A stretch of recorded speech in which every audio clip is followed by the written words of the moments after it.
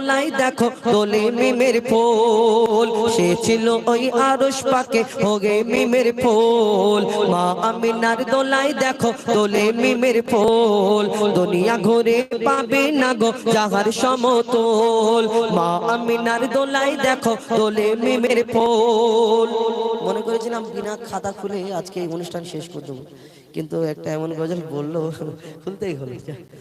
মা আমিনার দোলাই দেখো দোলে মিমের ফুল, দুনিয়া ঘুরে পাবে না গো যাহার সমতল।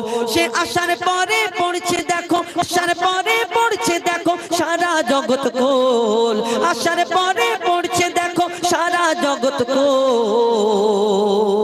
কি বলে বলে লা ইলাহা ইল্লাল্লাহু মুহাম্মদ রাসূল, লা ইলাহা ইল্লাল্লাহু মুহাম্মদ রাসূল। মা আমিনার দোলাই দেখো দোলে মিমের ফুল, দুনিয়া ঘুরে পাবে না গো যাহার সমতল।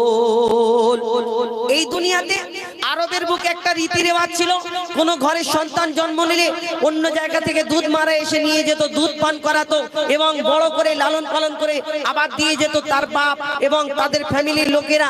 ওই দুধ মাকে তার বিনিময়ে কিছু অর্থ সম্পদ বা কিছু জিনিসপত্র দিত, সেই দুধ মাকে দিত।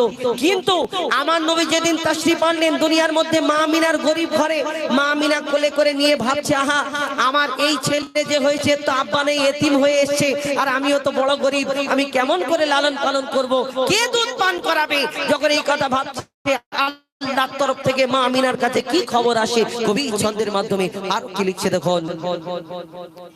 পিতার ছায়া ছিল না মাথায় নবী জন্ম নিল যখন, পিতার ছায়া ছিল না মাথায় নবী জন্ম নিল যখন।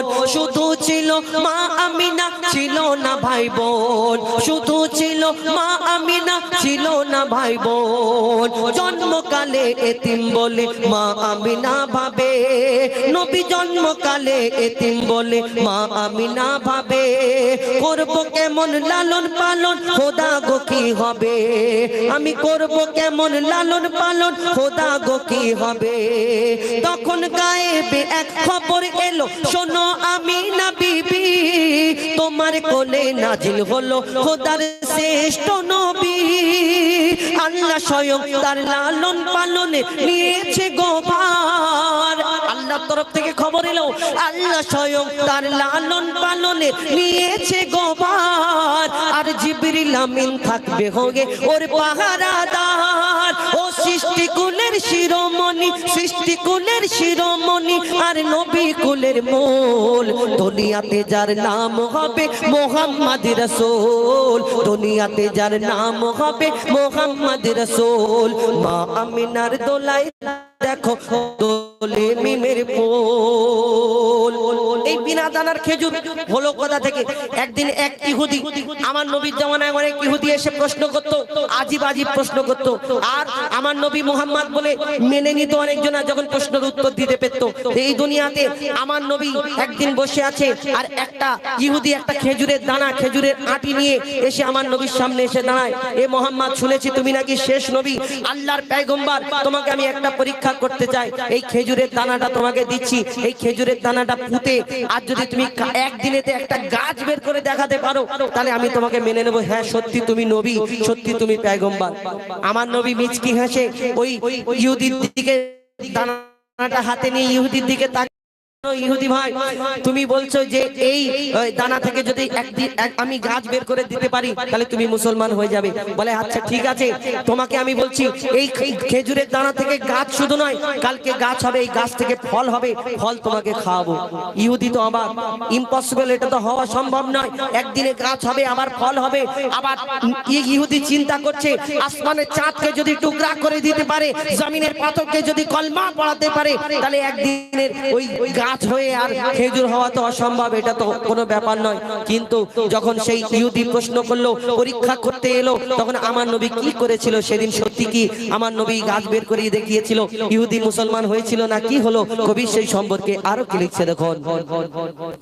এক খেজুর দানা নিয়ে এক ইহুদি নবীর কাছে কয়, বলে তো তোমায় নবী মেনে নেব যদি এই দানাতে একদিনে গাছ হয়। তোমায় নবী মেনে নেব এই দানাতে যদি একদিনে গাছ হয়। আর ভাবে ইহুদি সত্যি যদি, ভাবে ইহুদি সত্যি যদি এই দানাতে গাছ হয়ে যায়। তোমায় নবী মেনে নেব যদি এই দানাতে একদিনে গাছ হয়। সেই দানা নিয়ে নবী আমার মাটিতে পুঁতে হাসে, বলে এই দানারি ফল খাবে গোকাল ইহুদি তুমি এসে। এই দানারি ফল খাবে গোকাল ইহুদি তুমি এসে। আর কি হয়, ভাবে ইহুদি সত্যি যদি সেই দানাতে গাছ উগে যায়। ইহুদির ভিতরে গুড়গুড় করছে, আমাকে তো মুসলমান হয়ে যেতে হবে যদি গাছ বেরিয়ে পড়ে। এবং ভয়েতে যেতে যেতে সেখানে কি ঘটনা ঘটে কবি ছন্দের মাধ্যমে লিখছে, ভাবে ইহুদি সত্যি যদি এই দানাতে গাছ হয়ে যায়। সেই ভয়েতে গভীর রাতে ইহুদি সেই দানা চুরি করে তুলে নেয়। সেই ভয়েতে গভীর রাতে ইহুদি দানা চুরি করে তুলে নেয়। আর পরের দিনে সেই ইহুদি নবীর সাথে গাছ দেখতে যায়। ইহুদি তো খুব মজা, কেন ও দানাটা চুরি করে তুলে নিয়েছে, গাছ হবে না, বিনা দানাতে কোনোদিন গাছ হয়। অনেক ইহুদিকে জোগাড় করেছে, শোনো কালকে মোহাম্মদকে বেইজ্জত করবো আরবের বুকে, সবাইকে আমাদের সঙ্গে নিয়ে যাবে আর সবাই দেখবে আমি মোহাম্মদকে বেইজ্জত করবো। একদম সিনা ফুলিয়ে সে যখন অনেকজনকে জোগাড় করে সেদিন কি ঘটনা হয় কবি ছন্দের মাধ্যমে আরো লিখছে দেখুন, ভাবে ইহুদি সত্যি যদি এই দানাতে গাছ হয়ে যায়। পরের দিনে সেই ইহুদি নবীর সাথে গাছ দেখতে যায়। গিয়ে দেখে সেথায় গাছ হয়ে ফল ভরে রয়। নিজের হাতে নবী তাকে সে গাছের খেজুর খেতে দেয়। আর খেজুর খেয়ে বলে ইহুদি এর দানা কোথায়?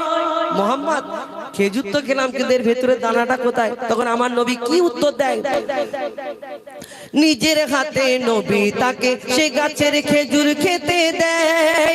নবী বলে যে গাছের দানা রাতে চুরি হয়ে যায়। সেই বিনা দানার গাছের খেজুরে দানা কি আর হয়? ইহুদি তখন স্বীকার করে, ইহুদি তখন স্বীকার করে মোর নবীর কাছে ভুল। ইহুদি তখন স্বীকার করে মোর নবীর কাছে ভুল। আর কি বলে, তুমি খোদা সত্যি নবী মোহাম্মদ রাসূল, তুমি খোদা সত্যি নবী মোহাম্মদ রাসূল। লা ইলাহা ইল্লাল্লাহ মুহাম্মদ রাসূল। মা আমিনার দোলাই দেখো দোলে মিমের ফুল। দুনিয়া ঘুরে পাবে না গো যার সমতুল। মা আমিনার দোলাই দেখো দোলে মিমের ফুল। দুনিয়া ঘুরে পাবে না গো যার সমতুল। এবার আজকের অনুষ্ঠানের শেষ গজল শহীদে কারবালা।